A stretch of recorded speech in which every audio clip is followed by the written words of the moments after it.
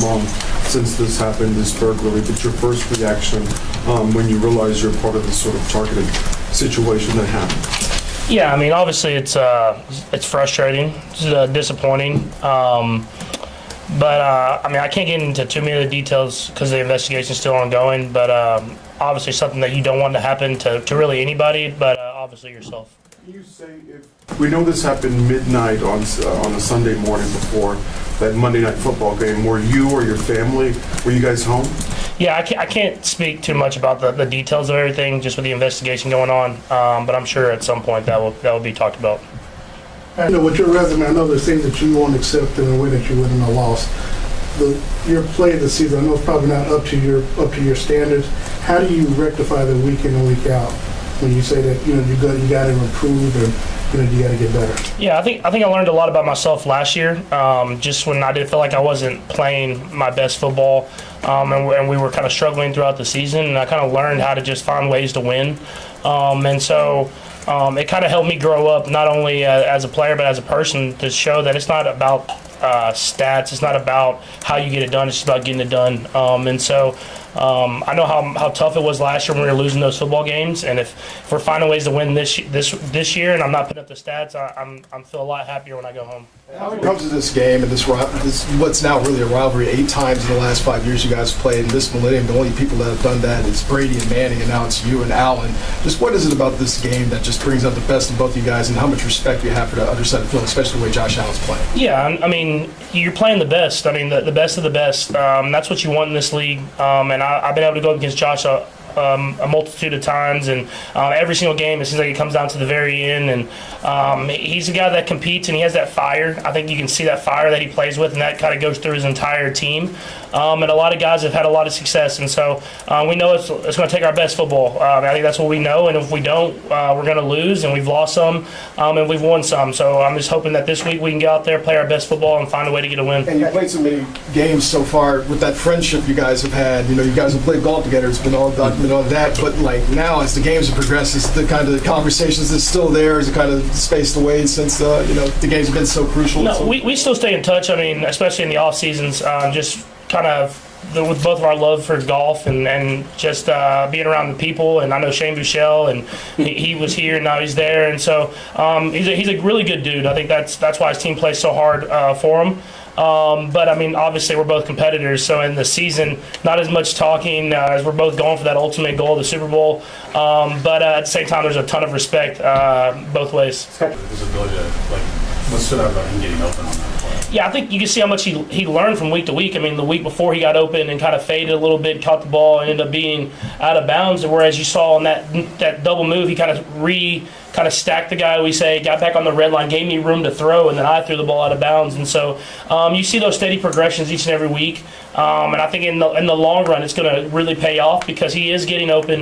And I have the confidence I'll be able to hit him on some of those shots down the field. And like I said, it's going to open up the rest of the offense as well. Patrick, you mentioned a minute ago, like you learned how to just embrace how to win the game, stats aside. Like, how would you describe what that looks like and feels like in game? Yeah, I think you get a feel for how the defense is playing. You get a feel for how the whole game's going, the flow of the offense. And then you try to make the best decision on when to not and when to take chances. In certain games, you got to take some of those chances. You got to go out there and score some points. And I feel like I've done that at certain points this year. And then in certain games, the defense is kind of shutting the door. They're winning the game kind of for us. And I just have to execute in those big moments. And I think last week, if I executed on that throw to Travis or Xavier in that last drive, that would have been kind of reading the game the right way and getting us enough room for the win. And luckily for us, Leo makes a great play whenever I don't execute in that moment. But I've learned from playing a lot of games to kind of winner those big moments and when you need to go out there and make plays. We'll go left to you, Nate, Vahe, and then Todd. Go ahead, Nate. Patrick, similar to you is someone like Chris on the defense. You know, his stats may not reflect the sort of play that he's having, but what have you sort of appreciated or noticed from what he's done this season, kind of in a similar vein from a leadership standpoint on the defensive side? Yeah, I mean, first off, like you said, leadership. I mean, he comes to work every single day. He gets after it. He's practicing hard. He's showing that. I mean, he's another guy who's going to have a gold jacket, and he's showing that he can get in there and get reps in practice, and he can get after it. And I think more than anything is he understands the scheme of the offense is doing. So sometimes he's taking up 2 blockers, he's taking up 3 blockers so that a blitzer can get free. And a lot of times you might try to do too much in that situation, but he knows that when his time comes, when they do give him that single one-on-one block, he's going to win. And those are usually the biggest moments of the game. And I think they do a great job as a full defense of executing and running the entire scheme. And it's not about one guy, but it does help when you have that guy in the middle. Bye. Patrick, it seems that DeAndre has a bit of a distinct skill set. I wonder how that affects your reliability with him, your connectivity with him. Does that give you kind of a mindset of chemistry with him? Yeah, I mean, I think just the ability to win one-on-one is special. I mean, that truly is special, and sometimes it gets lost. I mean, because whenever you got a guy in the boundary that's one-on-one with, I mean, like this week he was with Surtain, and Surtain's one of the best corners in the league, and he was winning some of those. He's winning some of those matchups, and he's really kind of showcasing that he can win one-on-one versus anybody. And that stuff that takes pressure, it puts pressure on the defense. Whenever I'm hitting those guys over there in those one-on-one matchups and making them push guys over, which is opening up everybody else. And so that, as well as being able to make tough and contested catches, like the deep cross he had over the middle of the field, that stuff that just in my mind shows me I need to give him more and more chances in those situations. Is there any part of his game that you didn't realize he'd have? I mean, is there something that surprised you? I think just the kind of the wiggle that he has, not only catching the ball and able to make stuff miss and get up the field, but as well as running the routes. I mean, whenever you get around a guy like that, you don't see those things often. So to be able to see that at such a high level, I think it showcases to everybody what type of player he is. Last 2, Todd and Steve. Go Todd. A lot of folks are talking about the matchup between you and Josh Allen. You're playing the Buffalo defense.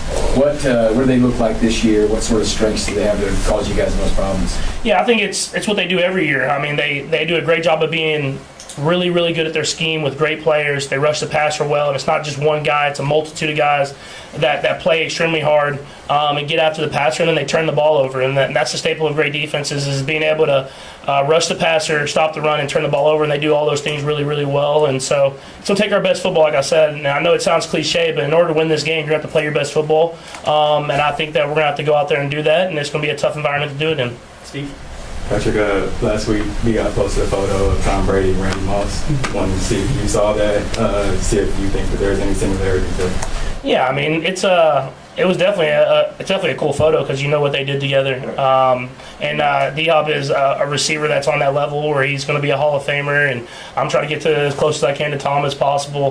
But I mean, other than the stats and all that different type of stuff, I want to get that Super Bowl ring. And so if we can go get that one, I'll be good to post a picture of our own. Following up on that, Patrick, I've got to ask because, it's obvious when we're looking at it from the press box, but your tackle, the tackle situation, last few weeks they've been getting that work put in on them, and you've taken probably some unnecessary hits. What do you say? What are you saying to them coming out of the huddle, coming up, when you're getting up off the field and blocks are being missed left and right, and you're taking some unnecessary hits? Yeah, no, I believe in those guys. I believe in all the guys that are on that field with me. I believe in my teammates, and because more than even on the field, I see the work they put in every single day and how hard they work to go out there and execute at a high level. And there's times where I need to get rid of the football. I take some unnecessary hits as well. And it's about coming together as a team and being that unit that's in sync every single snap. And I think if we do that, we'll go out there and execute at the level that we want to. Patrick, what a big offensive day on Sunday. You talked about those couple misses you had after the game. Just wonder how long you can focus on that? Does it get extra focus as you watch film? What's kind of your process as you go through those aspects? Yeah, I mean, I just got to go back to the fundamentals and trying to make those throws. I mean, you can only do so much as far as when you miss stuff, but you go back and learn from it as best as you can. You get back to your fundamentals, and there was a couple of these last few weeks I've missed Xavier on some of those deep shots, and I feel like if I hit those shots, the offense looks completely different. Not only for those numbers and those stats, but it opens up everything else for everybody else. And so just trying to get back to that. He's getting open every single game, hitting those throws whenever I can, and it'll take pressure off the rest of the offense as well. What did you see just